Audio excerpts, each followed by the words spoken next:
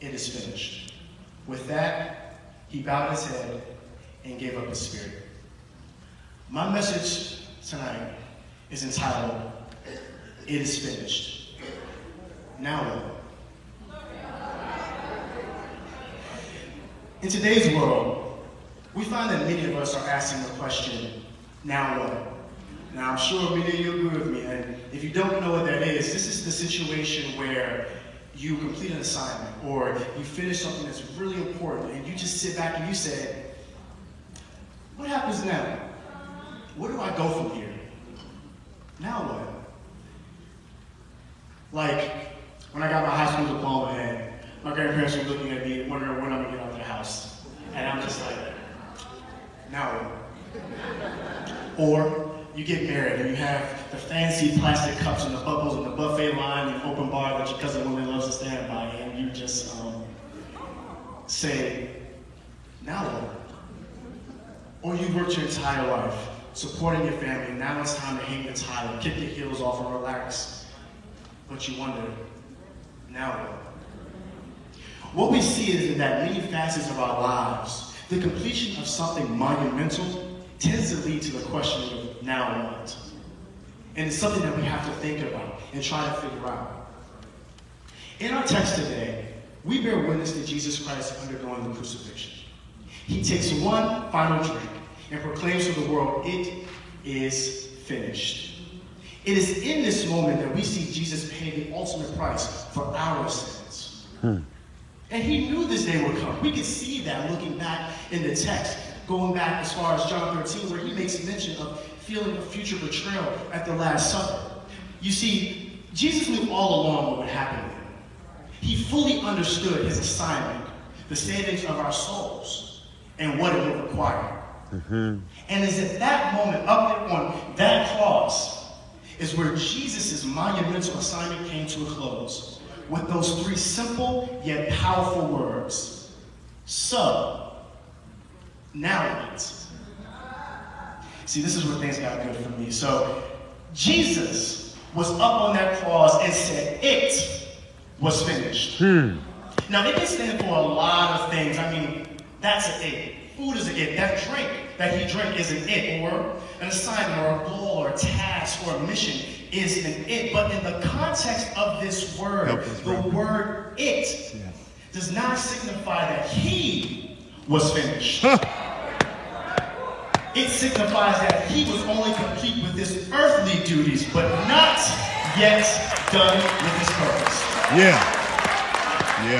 Let's look at the text. It says, it is finished. Then Jesus bowed his head, and then he gave up his spirit. Jesus continued to do more after his assignment was through. This is how Jesus answered his own now what? Jesus actually completed his assignment and still put in overtime. How amazing is that? So as a people, sometimes we are afraid when things seem to run its course because naturally it feels as if it's the end of us. So I'm sure you're all wondering, I can see it on your faces, in living our Christian lives, how do we better answer the question of now what? I'm glad y'all asked. It's a good question, Reverend. Good question. There are two things that we must do and that we must understand. First, we must be able to identify when something is done. Actually, when it's done. Like, when you're in a dead-end job and you're not getting enough money and you're not happy, oh, that's done. Or you're in a relationship that is taking more out of you than it's actually putting into your life spiritually and emotionally. That's done. Or do you have a friend who says they mean well by you, but tends to walk a different walk and talk a different talk? Oh, that's done. Let's look at the Last Supper. Did Jesus call into the Father for a time extension? I don't think so.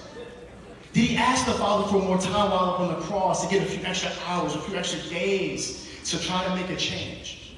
No. Because he knew what his assignment was. He knew what his task was. He knew that this chapter at this particular time was the only thing coming to a close, but not his purpose. And that leads me to my final point.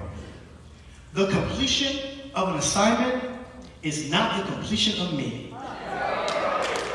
I'm sorry, I don't think y'all heard me. I said the completion of an assignment is not the completion of me. Just like Jesus did up on that cross after proclaiming, "It is finished," he had more in store. He knew that he had to bow his head. He knew that he had to give up his spirit in order to carry on with the major plan and his major purpose. So in respect to the Lord and what he did for us, what do we do next? Or from our old school folks in here, what would Jesus do? I mean, it is finished, but now what? Be like Jesus. We should be like Jesus, like he fed all those people using the 5 loaves of bread and the 2 fish. But in 2019, how about we go visit a homeless shelter or a soup kitchen and offer nourishment to people's bodies and their spirits and their souls? We can do that. Now what? Be like Jesus when he healed the paralytic in Bethesda. Yeah. But in 2019, I know we ain't got no healing abilities, but what we can do is take our time at nursing homes, Boys and Girls Clubs, Veterans Affairs housing, and assist them in their day-to-day lives for their betterment. Yeah. Now what? Be like Jesus. Like when he pardoned the woman at the temple against the law of the land and challenged her accusers. In 2019, we can be an advocate for something, somebody in our communities, whether it's Black Lives Matter, women's equality, voter suppression, or the Me Too movement. We have the power to be a voice for the voiceless. Yeah. And those who are cast aside by society. Our now what? Be like Jesus. My brothers and sisters, our work is never done, and it is proven in this text. Yes, sometimes a chapter may close, but there are so many more over the horizon. We just have to recognize and believe that there is more in store. Just like Jesus, we must finish our assignments and keep working at our major plans and our major purpose. He said himself, "If you believe in me, you will continue to do the work I was doing." That is our purpose. Yeah. That Yeah. is our mission. That is our now what? Be like Jesus. Thank you.